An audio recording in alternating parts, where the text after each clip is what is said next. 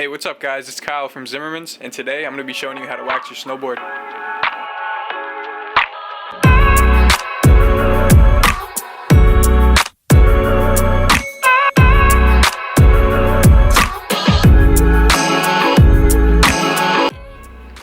Alright man, so first thing I like to do when I'm getting ready to wax my board is go ahead and take the bindings off. I find it's just a little easier to work with a nice flat surface. Makes the whole process run a little bit smoother. Alright, so after you get your bindings off your board, the next thing you're going to want to do is go ahead and plug your iron in. You're going to let it heat up for a couple seconds, let it get nice and hot, and then get your wax ready. The wax we're using today, this is just some all-temp, great for any condition wax. And yeah, so once your iron's nice and hot, we can go ahead and start dripping it on.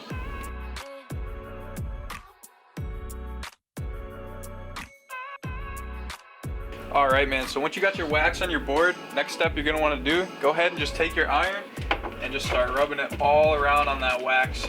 And as you can see, it's going to turn into like this liquid state and really be able to spread out. Key thing too, when you're running over the wax with your iron, you don't want to stay in one spot for too long, because what can happen is you can overheat your base, and that can cause a whole lot of other problems. So just make sure you're applying even pressure, moving it around evenly, and yeah. Alright, so after you get a nice even spread of all the wax down your board, you can go ahead and unplug your iron. You won't be needing that anymore. And then yeah, you just honestly, once it starts looking like this, you get full coverage everywhere, no dry spots.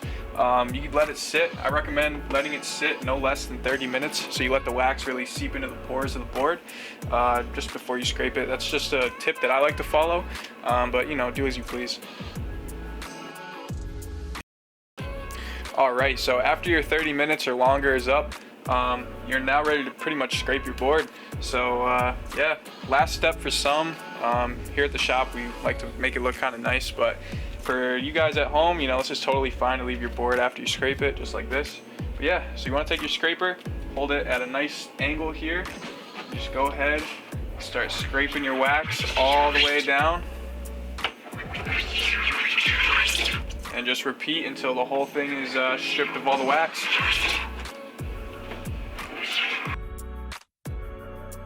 Alright, so after you scrape the wax off your board, you're pretty much done at this point.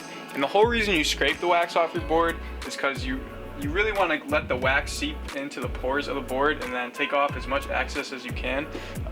Just because it'll actually cause some friction when you're on the snow. If you leave all that on, it can actually slow you down in the long run. But so you scrape it off, it's looking real good. There are a couple other things you can do to actually further it and get more intricate with it, such as going over it with this little brush, kind of just rub it out, takes out little wax particles.